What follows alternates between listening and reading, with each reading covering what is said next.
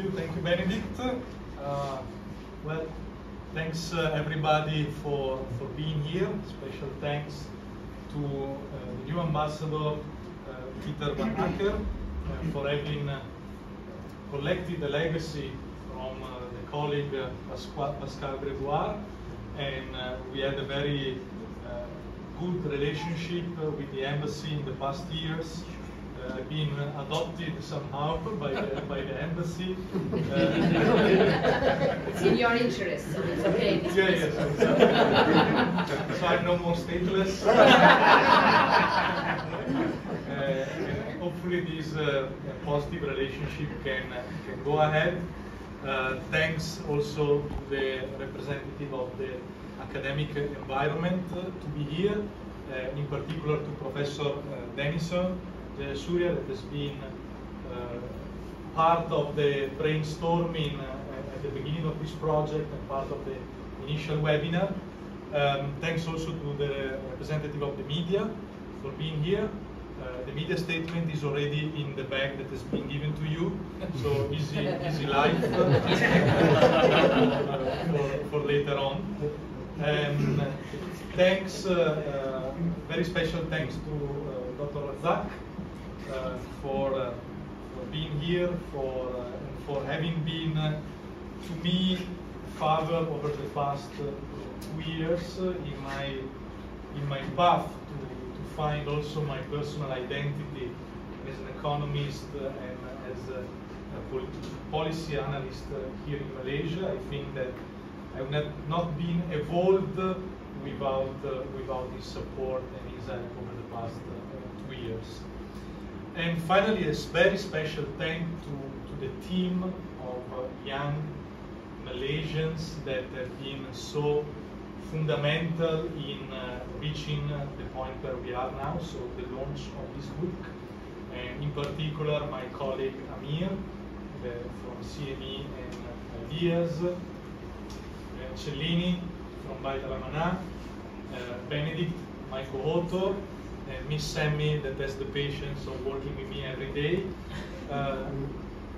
I would say that their presence here and their devotion to this project is probably the most positive note with regard to this book, because we do studies, we do research, we engage in the debate, but ultimately it will be this generation that will take this work forward in different environments, in research, in policy, in business, and hopefully also in politics. So the fact that we have found so fertile territory among the youth to work in this project, I think is for me the biggest sign of hope. So the greatest merit of this book really goes to the 4 persons that I just mentioned, that are the soul and the art of this book. I just collected some of my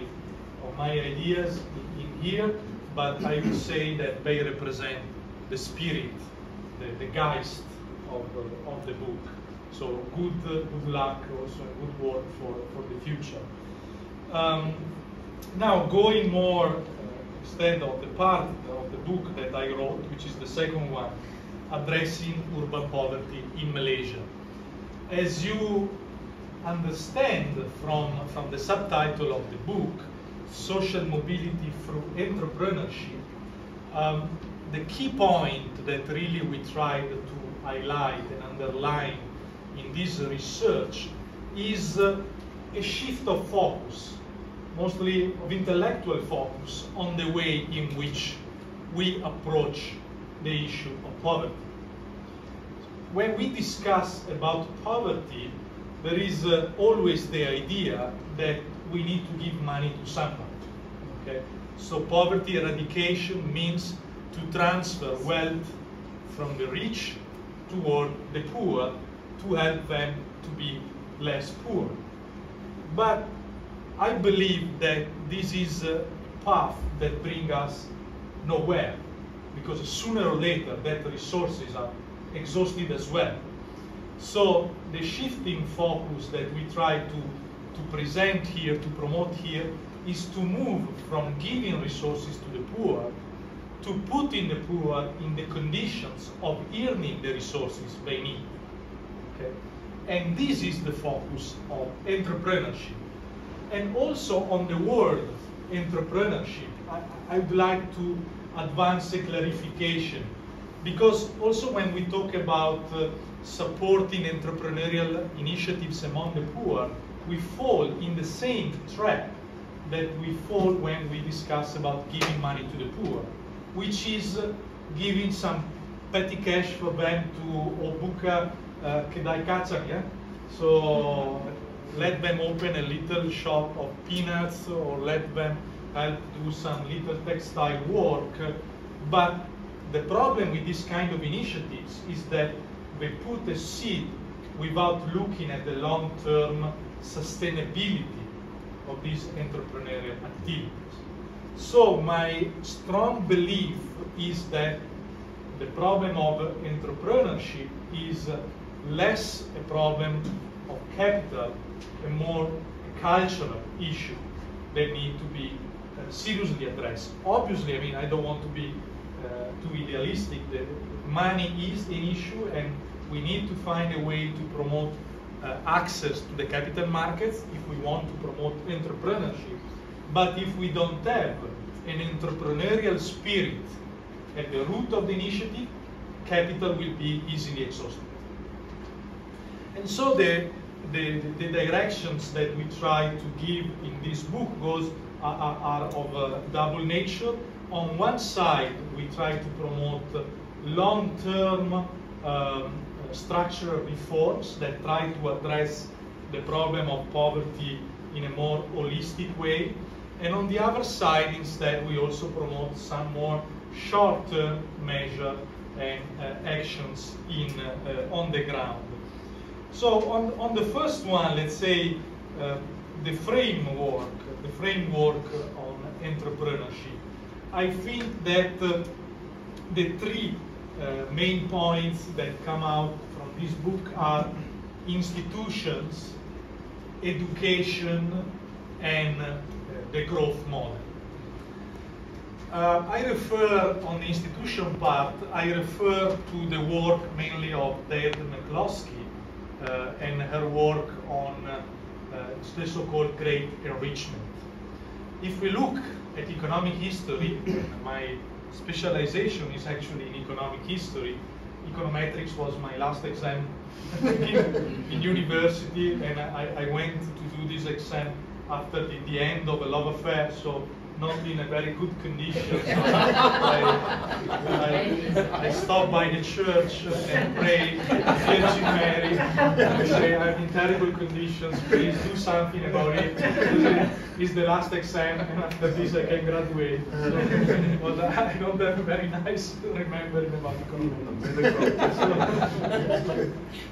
So economic history shows us that poverty was the normal condition of the majority of people up to more or less the 1800s. Okay? And the conditions in terms of access to comfort and to tools that the powerful people had up to the 1800s were not too different from the access to comfort of the poor. Okay? So still, the king in the Middle Age had to travel on a horse, on an uncomfortable horse, to go from point A to point B, not differently from what the poor could have been done on a donkey. The horse maybe can be a little bit more comfortable than the donkey, but nowadays even the lower classes have access to comfortable means of transportation like an airplane. So in that sense, there has been a big filling of the gap. And Deirdre McCloskey argues that the main point that allowed that revolution was the promotion of liberty, of human liberty. Liberty is the fundamental point for new ideas to find a way to thrive. And therefore, to enhance a process of growth that starts from the bottom and is not imposed on the society through a top-down political approach. Okay. So we need institutions that promote liberties. And to speak more practically, this means respect of property rights, respect of the rule of law. These ones are the key points that are fundamental at institutional level to promote the emergence of entrepreneurship from the bottom. So, property rights and rule of law. In this term, we have found through the analysis of the International Property Rights Index that Malaysia is lacking mostly in terms of corruption. There's still a long way to do to fight corruption, to create a more stable environment for entrepreneurship to emerge. And there has been, in the last years, a deterioration of political stability. So this is something that can be addressed at institutional level. We believe that such an institutional framework can be accompanied by an educational reform. Education, we believe, is at the core of the promotion of entrepreneurship. And I have like a personal fight also as a parent at this regard. I think that the educational model present now in Malaysia is too much focus on technical disciplines, mathematical disciplines, engineering, so which means learning how to do things, while humanities are disregarded as something that is not too important.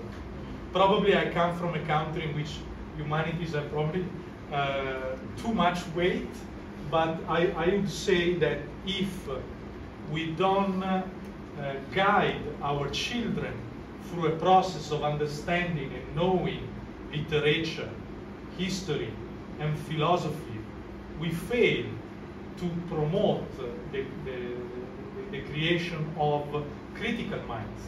And critical minds are fundamental for entrepreneurship. Entrepreneurs are, think about the definition that Schumpeter gave of entrepreneurs. Entrepreneurs challenge the status quo. Entrepreneurs are as such because they introduce new things.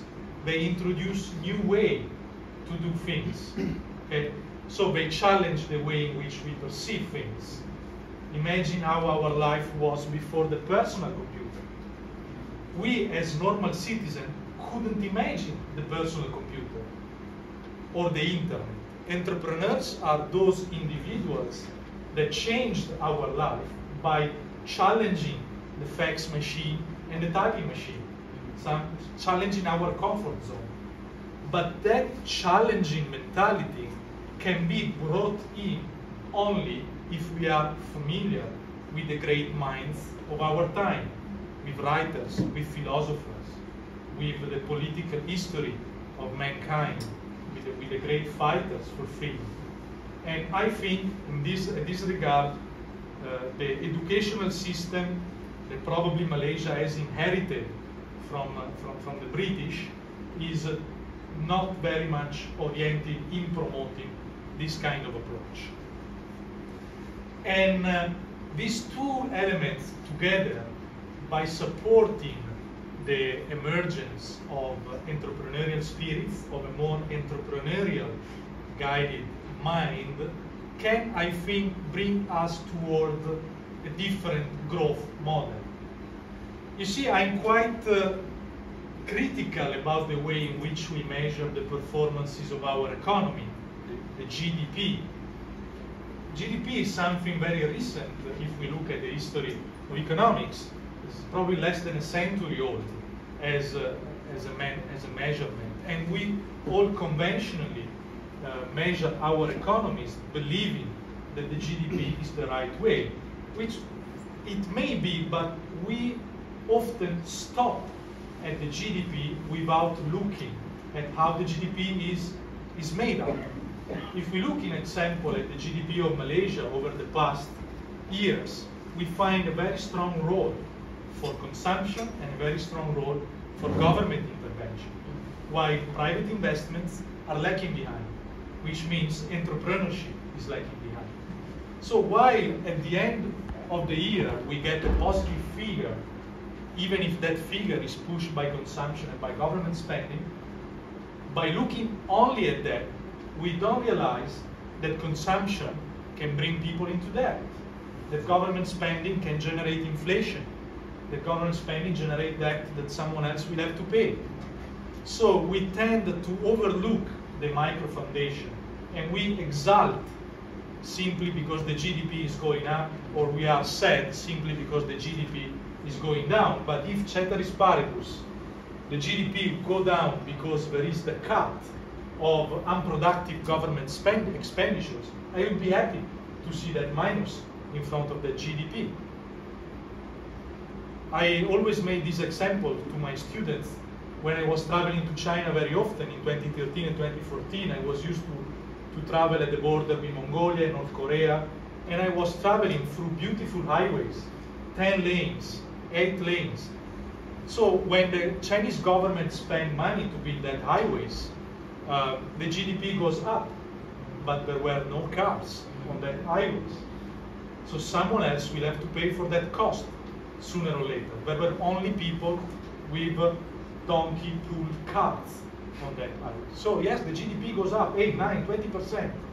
But what is the cost of that GDP going up? And I believe that the sustainable way in which GDP growth is when GDP is pulled by private investment. And private investment are in turn pulled by entrepreneurs. Okay?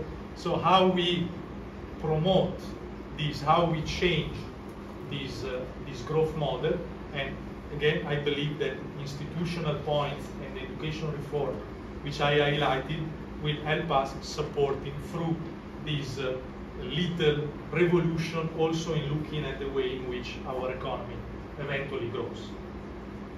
Now, going instead more into the practical and implementable policy, this was something that I remember Ambassador Pascal pushed.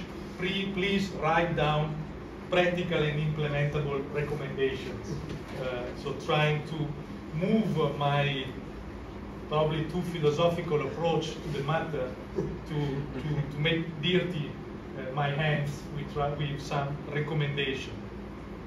So the first point I would like to touch is the point that regards my first research on policies that I did here in Malaysia a few years ago, and is on housing policy.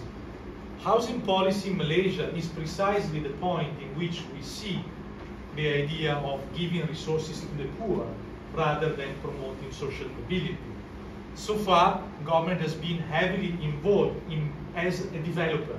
The government builds houses, often houses that nobody wants, because they are often in locations that are not promoting social mobility. So the idea so far has been not to eradicate poverty through social mobility, but to give a house to the poor. So the poor are simply poor with a house, but they don't move away from poverty. So which are the conditions instead that should be for a new housing reform to promote social mobility? Rather than building houses, support rental schemes in accordance with private developers in areas where the poor have a chance at fighting against poverty, and therefore to earn the resources for one day to decide what to do with that resources, either renting or buying a house. There's been too much emphasis on ownership. Home ownership itself is not a value for me. The value is to have people that have the resources to buy a house if they want, but they are put in the conditions to earn that resources. Not that the government has decided that you must have a house in a certain location and therefore you are going to have a house. because this is not moving the people away from poverty. So, in a nutshell, the proposal is what Jane Jacobs in the 60s in New York was promoted as the guaranteed rental scheme, in which the government support developers by booking certain units for the poor. And the support to the poor is proportional to the income, and therefore is also the success of the policy is more easily measurable, because when for the government it's possible to withdraw from the subsidy because the people earn enough resources to rent by themselves that unit, it means that the policy has gone in the right direction. Second point, tax reform. In this moment, the only populistic measure that probably we need is to cut income tax. Income tax is not too high in Malaysia, but a sign of commitment to a proper growth policy could be to further cut income tax and to improve collection of tax.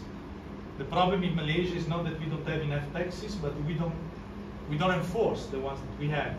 The percentage, I think, for corporates and individuals that actually pay tax is between 10 and 20%.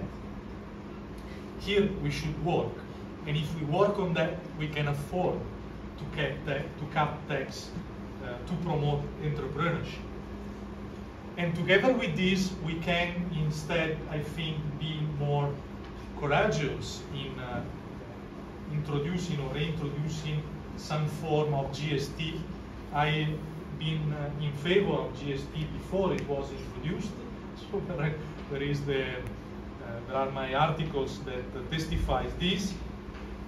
And I'm in favor of an adjusted or progressive GST, because it can liberate resources at the investment side while put somehow also a cap on consumption and try to address resources toward saving. In this country, we desperately need savings. The household debt over the GDP is 90%, so it's higher than the government debt. There is the real emergency in the country, so we need to nudge in favor of saving-oriented mentality. And another point on tax reform is the introduction of percentage tax designation institutions. These are tools that are available in the European countries, whereby individuals decide on their tax return how to allocate part of their taxes. So they don't need to pay more taxes, but they decide which NGO or political party or religious activity to fund with their tax. This will help to promote competition and the emergence of a more vibrant welfare system, which therefore will not be simply made of government-led initiatives, but to give chance to a private welfare system to emerge from the bottom and to have access to finance through tax designation institutions.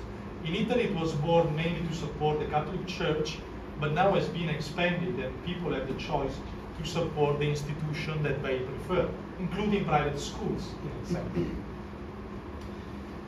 Other 2 points, finally, that need to be addressed to promote social mobility. One is a liberalization of the labor market within ASEAN. Nowadays, ASEAN people are free to travel within ASEAN countries only for touristic purposes, but they don't have that flexibility for job purposes, to work like we have in the European Union. This, I think, would be of tremendous support for social mobility, because on one side, would give access to Malaysia, for Malaysia to workers that have skills that are in demand but are not available in the market. Mostly we're talking about unskilled workers, but at the same time will offer a platform for Malaysians to improve their conditions through competition. First of all, the smart Malaysians that don't find opportunities for social mobility in the country would have more and wider access to foreign labor markets, and therefore this would put pressure on the Malaysian system to improve in this regard. And at the same time, they would face the competition from their neighbor in the region, and this competition would force them to improve themselves in terms of skills, not only in terms of hard skills, but I would contend also in terms of soft skills, which I believe are one of the most important aspects in terms of a dynamic career opportunities. So to be able to face conditions, to face environments, not simply to be able to make a good AutoCAD drawing. We are too focused on how to do an AutoCAD drawing, but we are not focused enough on how to handle, in example, interpersonal relationships within a work environment. Last point, because I'm the person between you and the refreshment, is access to credit. Okay, so I left this for last because I think it's important but not crucial. Without the proper mentality, money. If you give money to someone that is not an entrepreneur by spirit, this money will simply be saved in a bank account and will not all spent into some unproductive consumption, but will not generate social mobility, will not bring that person forward. So money is important, but is a collateral to an entrepreneurial spirit. And access to credit, we believe, can be improved mainly with two reforms. First, opening the banking sector to a higher number of players. Competition always offers possibility for better products to emerge also at microfinance level, which nowadays is not too developed. And second point is to develop also, so rather than having the government going into banking, but having the government as guarantor for certain loan schemes through a fee. And this fee in which the government so take part of the risks from the banking institution, from the financial institution, can help the government offset part of the eventual losses with instead of the positive fee coming from successful initiatives. So with this, I conclude my presentation. I think myself and Benedict are open for questions. Again, thanks for having joined us for this discussion this morning. I think it's also one of the first public events in person that we do, and I'm happy to do this with the friends from the embassy and the friends from Amanah, and hopefully this is the starting point for a broader engagement with policymakers, and also a starting point for this fruitful cooperation between CME, Belgium Embassy, and Amanah. Thank you very much.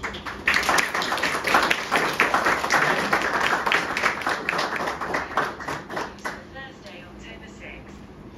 Shake hands with my co-author, from which I learned a lot.